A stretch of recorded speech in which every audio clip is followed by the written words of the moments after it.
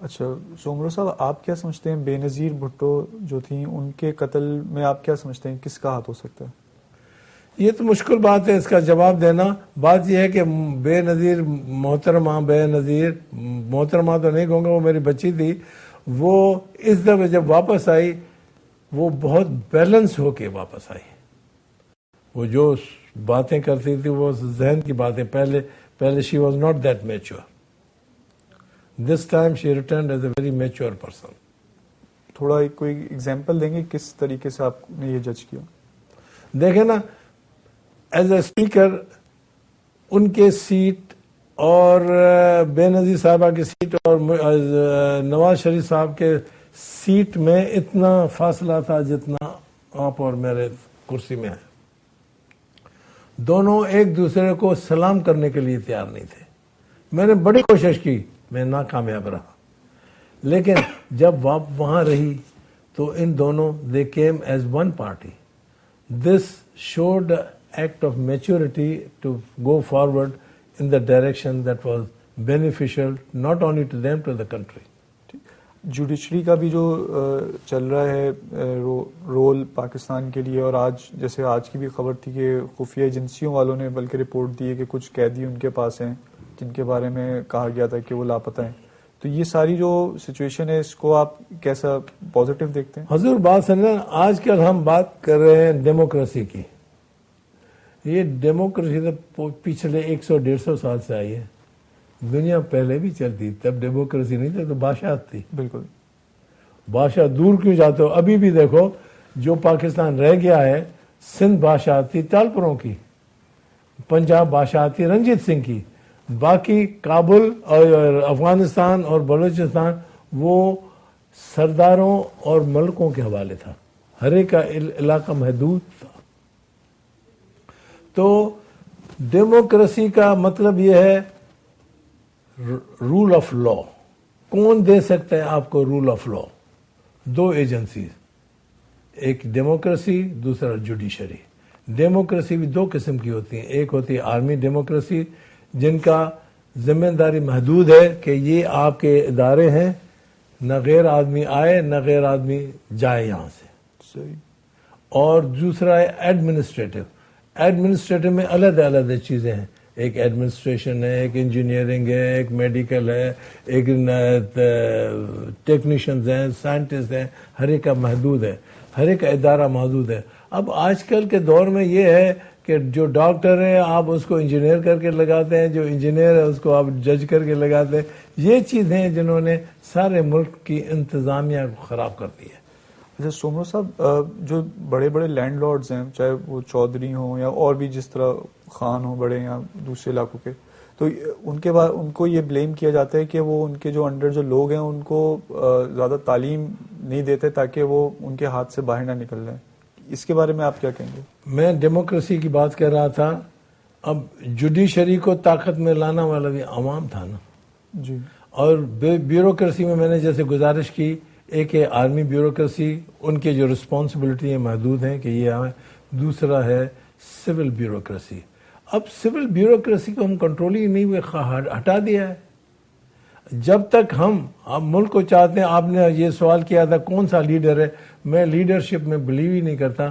میں اس میں بلیو کرتا ہوں کہ انسٹیٹیوشنز ہوں. آپ انسٹیٹیوشنز کو پیدا کریں، ان کو رکھیں. اب یہ جو آرمی چل رہا ہے یہ بھی انسٹیٹیوشن ہے نا. صحیح.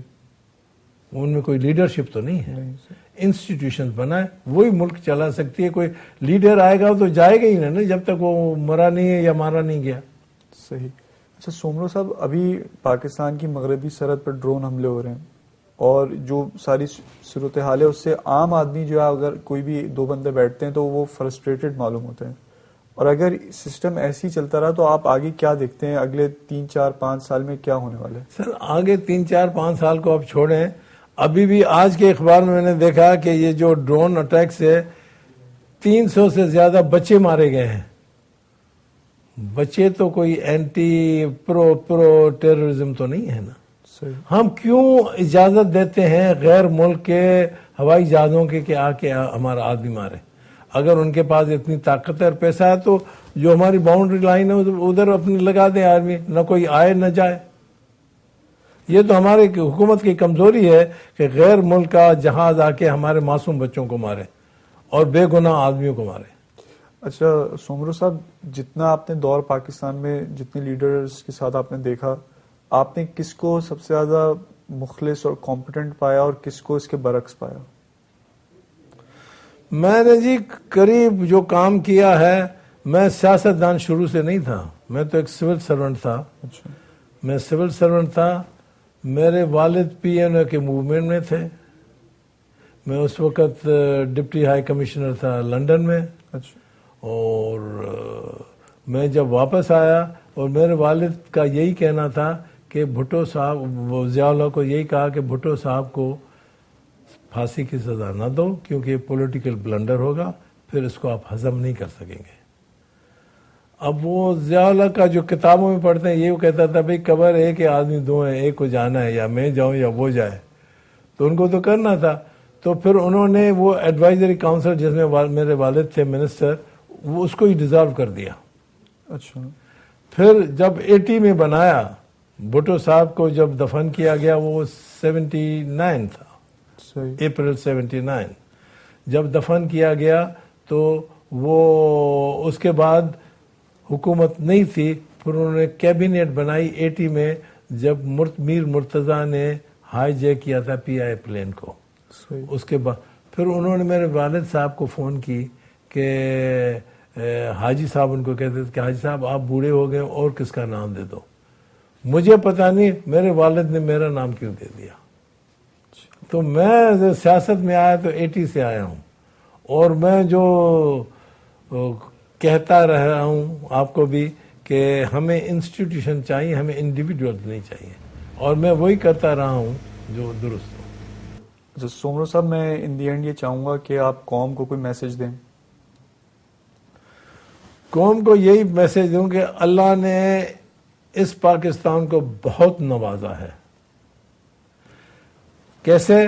آج کل اگر کیش کس کو چاہیے، وہ کیش ہے پانی. ہمارے پاس 5 ندیوں کا پانی ہے، اس سے اور ہمیں زیادہ کیا چاہیے. اور دوسرا ہے ہیومن ریسورس. ہمارا ڈاکٹر، ہمارا انجینئر، ہمارا لائر، ہمارا بینکر، ہمارا سائنٹسٹ، ان کو وہی تربیت دیں جو دنیا کے اہم ملکوں والوں کو دیتے ہو. وہ بہترین میں بہترین نکل آئیں گے. کو ہمیں ہیومن ریسورس اللہ نے دیے ہیں، دنیا کے ریسورسز دیے ہیں، پانی دیا ہے، زمین کے نیچے بھی ذخیرے دیے ہیں، اور ہمیں کیا چاہیے؟ اللہ نے تو بہت نوازا ہے ہمیں، صرف ہمیں احساس اس چیز کا نہیں ہے. صحیح. بہت بہت شکریہ سومرو صاحب. ناظرین، آج آپ نے پاکستان کے ایک بہت ہی سینئر پولیٹیشین جناب الہی بخش سومرو صاحب کی گفتگو سنی اور حالات حاضرہ پر ان کا پرسپیکٹو سنا. اب اپنے ہوسٹ عدیل عارف کو اجازت دیجیے، انشاءاللہ پھر حاضر ہوں گے. السلام علیکم ورحمۃ اللہ.